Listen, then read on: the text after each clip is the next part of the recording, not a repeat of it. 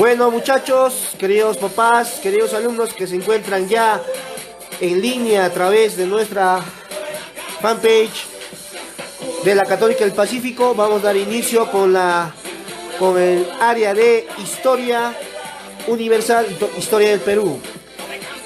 Les dejamos en presencia de nuestro docente, el profesor Richard Inquiltupa, más conocido como el profesor Parker o el profesor Ángel del Fuego. Bueno, les dejamos con el profesor Richard en esta sesión virtual. Bien, buenos días queridos alumnos, señores padres de familia que nos están siguiendo por la plataforma.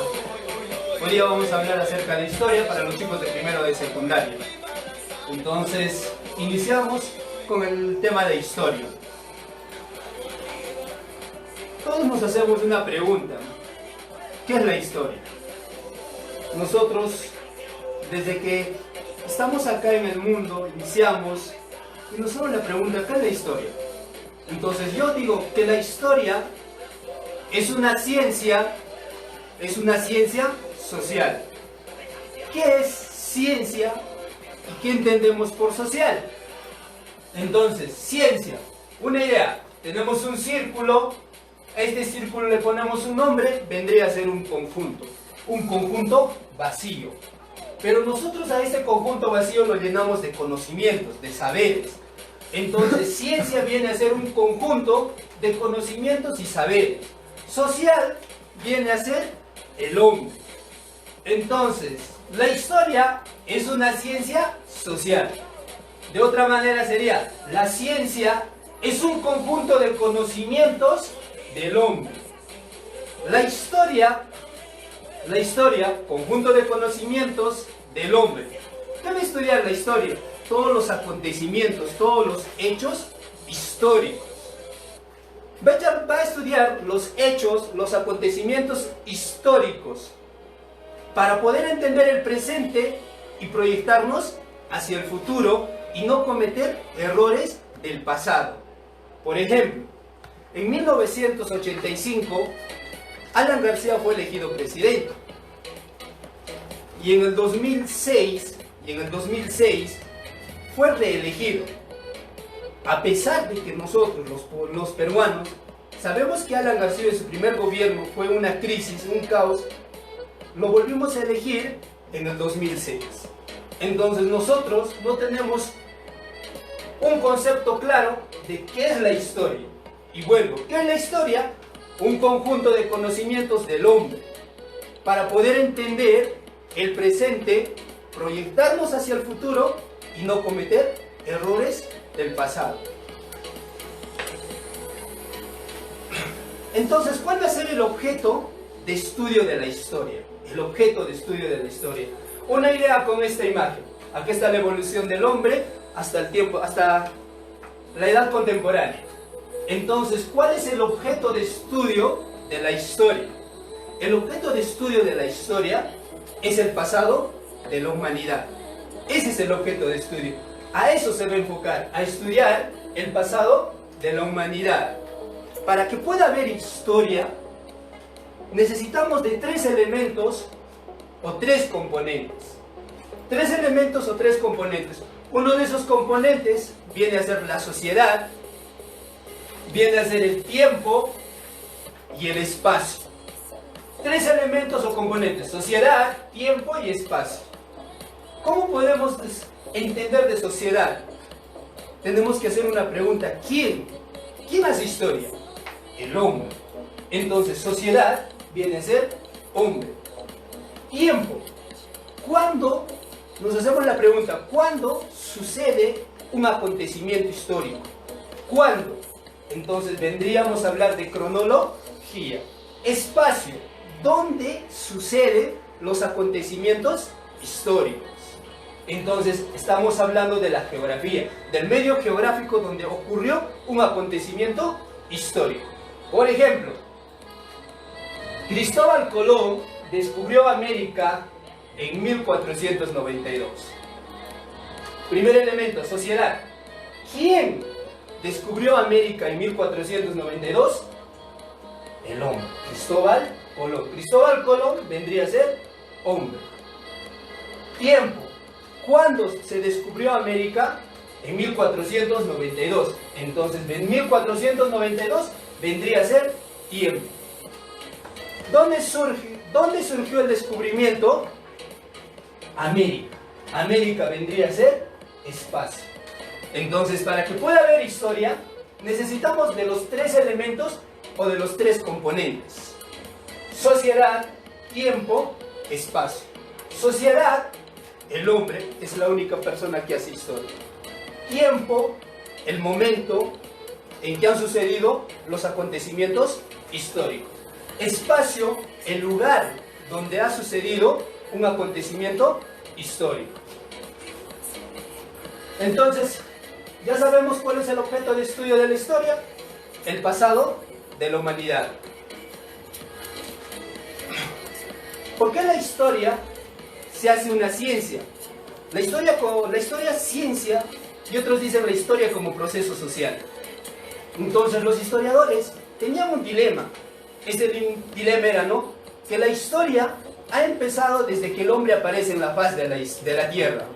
Otros dijeron que no, que la historia se inicia desde que el hombre inventa la escritura. Entonces, dos conceptos que están, o dos ideas que están en pleno debate, ¿no? Que dice que la historia empieza desde que el hombre aparece en la faz de la tierra. Otros no, que la historia empieza desde que el hombre inventa la escritura. Para que no haya ese problema, se va a dividir en historia como proceso social y la historia como ciencia. Entonces, la historia como proceso social dice que cuando el hombre aparece en la faz de la tierra, con el Homo habilis, se inicia. Entonces, la historia como ciencia va a ser desde que el hombre inventa la escritura. La primera escritura fue inventada por los sumerios, la escritura cuneiforme en la zona de Mesopotamia, hace 5000 años aproximadamente. Entonces tenemos dos: la historia como proceso social y la historia como ciencia. La historia como proceso social, desde que el hombre aparece en la tierra, considerado el Homo habilis. Y la historia como ciencia, desde que el hombre inventa la escritura cuneiforme. Muy bien, ahora, para que la historia sea ciencia, tiene que tener causas, un hecho histórico y una consecuencia. Por ejemplo, un hecho histórico, la Guerra del Pacífico. Ese es un hecho histórico, la Guerra del Pacífico. Pero ¿cuáles fueron las causas para que suceda este hecho? Una de las causas fue el tratado de paz que hubo entre Bolivia y Chile. Otra causa, la alianza secreta que hubo por parte de Bolivia y de Perú. ¿Eso trajo un hecho histórico? Sí, la Guerra del Pacífico. Consecuencias, tenemos la consecuencia: Bolivia pierde su territorio, que tiene salida al mar, pierde Antofagasta, y Perú pierde lo que es Tarapacá. Entonces ya tenemos historia como proceso social y la historia como ciencia. Ahora, chicos, vamos a entender que la historia necesita tener fuentes de la historia. Entonces, ¿qué son fuentes de la historia? ¿Qué son las fuentes de la historia? Las fuentes de la historia van a ser todos aquellos vestigios, testimonios dejados por el hombre. Por ejemplo, tenemos acá Sacsayhuamán. Sacsayhuamán es un testimonio. Tenemos acá una cerámica de los nazcas. También es un testimonio. Entonces, ¿qué son fuentes de la historia? Son aquellos testimonios, vestigios, huellas que nos han dejado nuestros antepasados. La historia, o las fuentes de la historia, se van a dividir en fuentes primarias y fuentes secundarias. Las fuentes primarias son aquellos testimonios de primera mano. Testimonios de primera mano. Por ejemplo, tenemos las momias, tenemos la textilería, tenemos la cerámica. También van a ser fuentes primarias aquellos personajes que han vivido en la época y han podido escribir aquellos acontecimientos. Por ejemplo, el Inca Garcilaso de la Vega, el cronista Inca Garcilaso de la Vega, Juan Díaz de Betanzo. Fuentes secundarias. Las fuentes secundarias van a ser aquellas que van a utilizar a las fuentes primarias para poder analizar y poder tener una idea concreta de la historia. En las fuentes secundarias tenemos los textos de historia, los textos escolares de historia, tenemos también textos de Waldemar Espinosa, Economía de los Incas y entre otros. Ahora, teniendo la idea de ¿qué son fuentes de la historia? Fuentes de la historia son aquellos vestigios, testimonios dejados por nuestros antepasados. Tenemos fuentes primarias y también tenemos fuentes secundarias. Ahora vamos a ver los tipos de fuentes de la historia. Una de esas fuentes son las fuentes orales o las fuentes tradicionales. Fuentes orales o fuentes tradicionales. ¿Qué son las fuentes orales y las fuentes tradicionales? Las fuentes orales y tradicionales son aquellos que se van a transmitir de generación en generación mediante el habla. Entre esas fuentes tenemos los mitos, las leyendas, la leyenda de Manco Cápac y Mama Ocllo, la leyenda de los hermanos Aya. En las fuentes orales me contaron, Óscar Núñez del Prado plasmó en su revista universitaria acerca de un mito del Apu Pikol y el Apu Kumu. El Apu Pikol y el Apu Kumu. En esta mitología tratan de justificar por qué el Apu Pikol tiene esa falla geológica, esa falla geológica.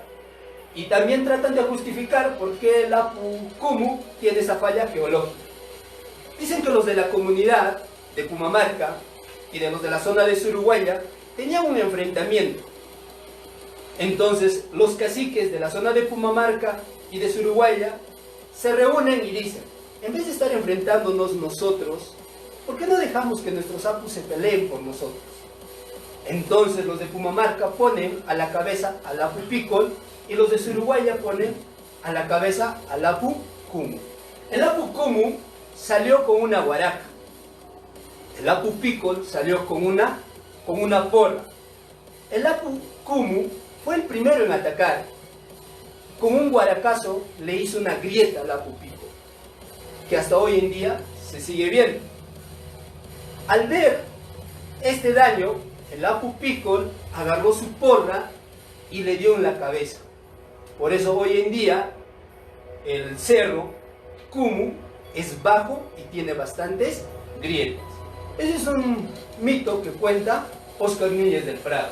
Entonces eso vendría a ser una fuente oral o tradicional. También en las fuentes orales o tradicionales se encuentran las costumbres, tradiciones, el folclore. Por ejemplo, la danza de Capacoya. Tenemos otra fuente, las fuentes materiales o monumentales. Las fuentes materiales o monumentales son todos aquellos vestigios realizados por la mano del hombre. Tenemos la cerámica, tenemos la textilería, tenemos las zonas arqueológicas, Machu Picchu, Sacsayhuamán, Coricancha. Otra fuente vendría a ser las fuentes escritas, como su nombre dice, escritas. Todos aquellos testimonios dejados por medio de la escritura. Por ejemplo, tenemos la primera escritura, la escritura cuneiforme. ¿Dejado por quién? Por los sumerios, hace 5000 años atrás. Tenemos también escrituras dejadas o plasmadas en roca, la escritura de los egipcios. Tenemos también las crónicas, por ejemplo, el Inca Garcilaso de la Vega. Tenemos la crónica de Pachacuti Yanqui Salcamayhua. Tenemos la crónica de Juan Díaz de Betanzo. Por ejemplo, gracias a las fuentes escritas, Juan Díaz de Betanzo es el primer cronista que lo redacta el mito de los hermanos Aya. ¿Por qué? Juan Díaz de Betanzo, español, llega a la ciudad del Cusco para hacerse millonario y aprende el idioma quechua. Al aprender el idioma quechua, se vuelve traductor en los juicios que hay entre españoles e indígenas. Al no ganar mucho dinero, decide conquistar a la mujer más adinerada de la ciudad del Cusco, que para ese entonces era Cusirrimay, que le bautizaron con el nombre de Angelina. Cusirrimay viene a ser la hermana de Atahualpa. Atahualpa a Cusirrimay le da como esposa a Francisco Pizarro, y con Francisco Pizarro llega a tener una hija llamada Francisca. Entonces Cusirrimay queda viuda porque hay un enfrentamiento entre pizarristas y almagristas. Y Juan Díaz de Betanzo la enamora y llega a contraer matrimonio con Cusirrimay, conocida como Angelina. Entonces Cusirrimay le va a contar las costumbres, las tradiciones que le van a encantar a Juan Díaz de Betanzo. Y Juan Díaz de Betanzo, todo lo que le ha contado Cusirrimay lo va a plasmar en su crónica, Suma y Narración de los Incas, y en su crónica se va a encontrar por primera vez el mito de los hermanos Aya, en el siglo XVI.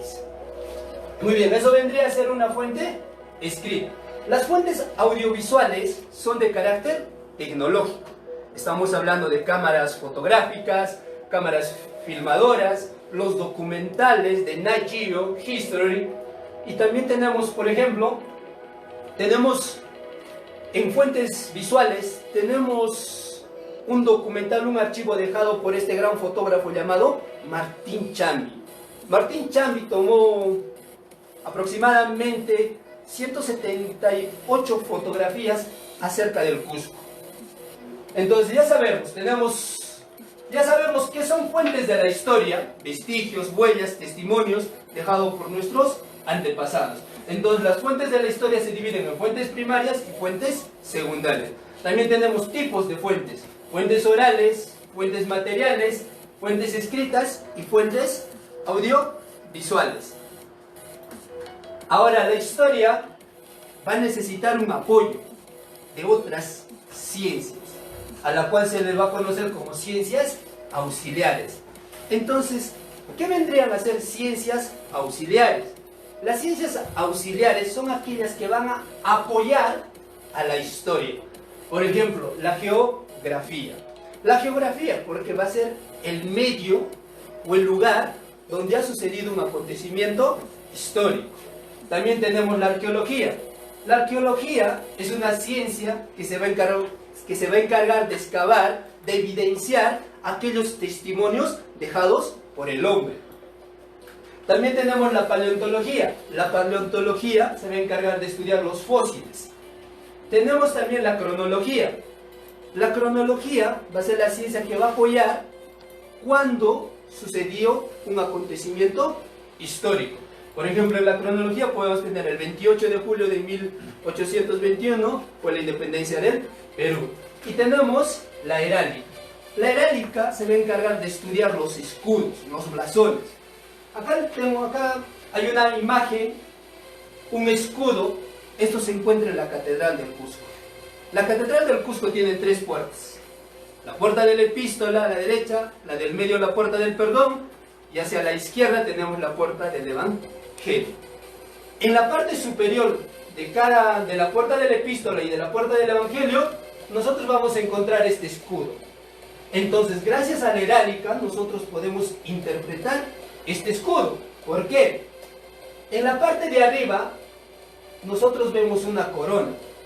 Quiere decir que la catedral fue mandada a hacer por reyes. Abajo, en el escudo, se divide en 4 partes. Estas 4 partes tienen un castillo, un león y un castillo. Entonces, ¿qué quiere decir?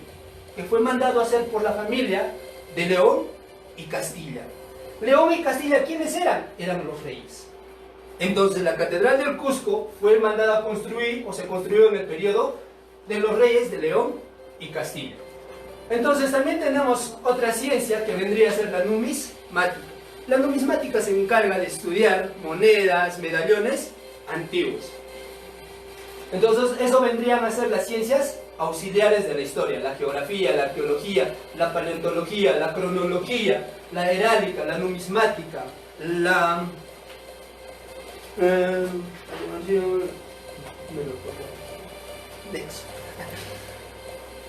Muy bien, entonces, ahora, edades. ¿Quién dividió la historia? ¿Quién divide la historia? Los historiadores. ¿Y cómo la van a dividir? En edades. Edad antigua, edad media, edad moderna y edad contemporánea. ¿De cuándo se considera edad antigua, media, moderna y contemporánea? ¿Cuándo se inició? ¿Cuándo finalizó? ¿Y cuánto tiempo duró? En ese momento de la edad antigua, ¿qué es lo que está ocurriendo?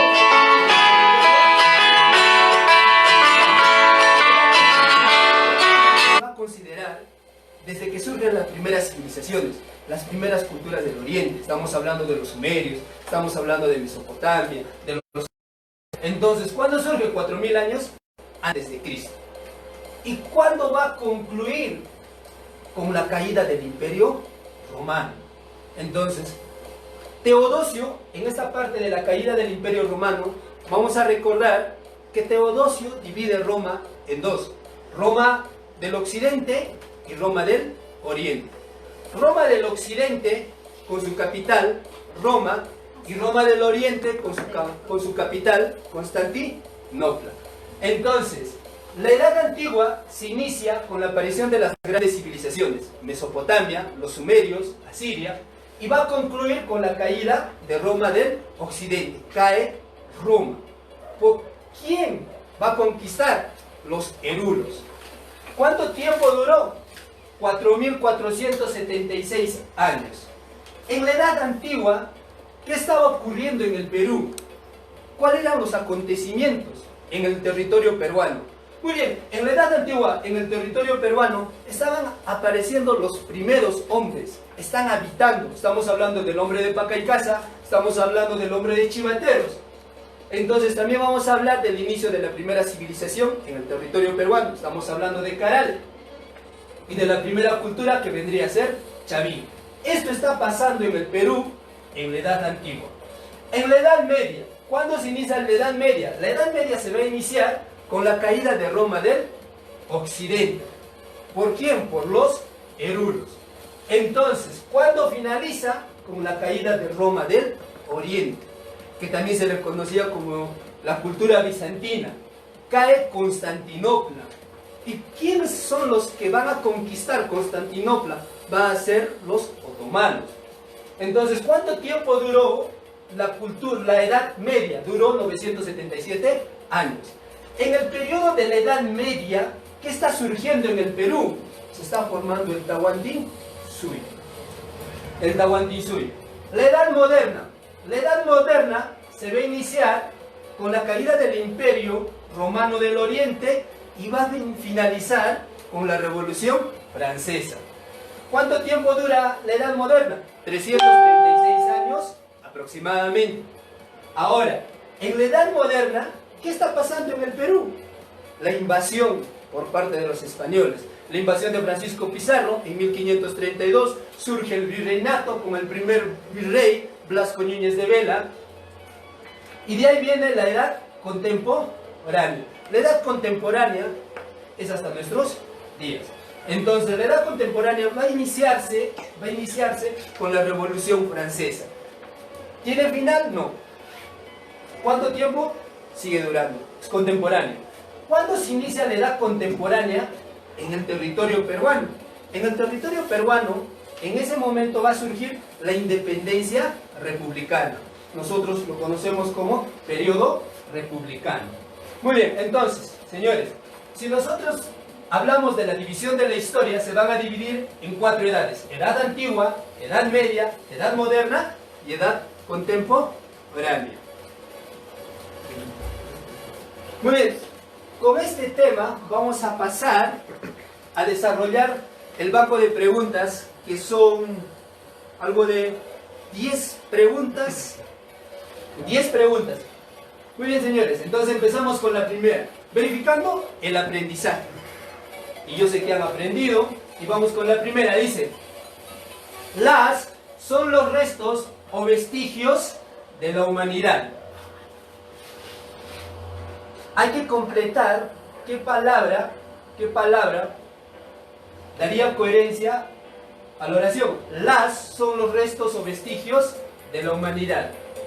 las historias, las ciencias auxiliares, las disciplinas auxiliares o las edades de la historia. No tiene sentido, ¿no? Vendrían a ser fuentes históricas. Entonces serían las fuentes históricas son los restos o vestigios de la humanidad. Y viene a ser un punto para los chicos de la CP. La siguiente pregunta. Pregunta número 2. Hecho histórico que inicia la Edad Media. Eso hemos hablado una diapositiva antes, acerca del inicio de las edades. Edad Antigua, Edad Media, Edad Moderna, Edad Contemporánea. Entonces, dice, el hecho histórico que inicia la Edad Media. ¿Cuál es el acontecimiento para que dé inicio a la Edad Media? La caída del Imperio Romano del Oriente, la caída del Imperio Romano del Occidente, la aparición de la escritura, inicio de la Revolución Francesa o la aparición del hombre. Si hablamos de la aparición del hombre, estaríamos hablando de la prehistoria. Inicio de la Revolución Francesa, no. Aparición de la escritura sería la historia como ciencia. La caída del Imperio Romano del Occidente, entonces, o la caída del Imperio Romano del Oriente. Entonces, para poder recordar, tendríamos que saber las capitales de los dos. ¿Cuál fue la capital de Roma Occidental? Es Roma. ¿Y cuál fue la capital de Roma del Oriente? Constantinopla. ¿Cuál es el último que cae? Cae Roma del Oriente. Entonces, ¿cuándo se inicia la Edad Media? Con la caída del Imperio Romano del Occidente. Punto para los chicos de la CP. Y vamos a la pregunta número 3. Ciencia que se encarga de la excavación y estudio de los materiales del pasado. Ciencia que se encarga de la excavación y estudio de los materiales del pasado. Eso lo podemos hacer por descarte, ¿no? La geografía hace excavaciones, no. La arqueología sí hace excavaciones. La paleontología, la geología, la demografía. Entonces vendría a ser arqueología. Entonces la arqueología vendría a ser la respuesta correcta. Y nos vamos a la pregunta número 4.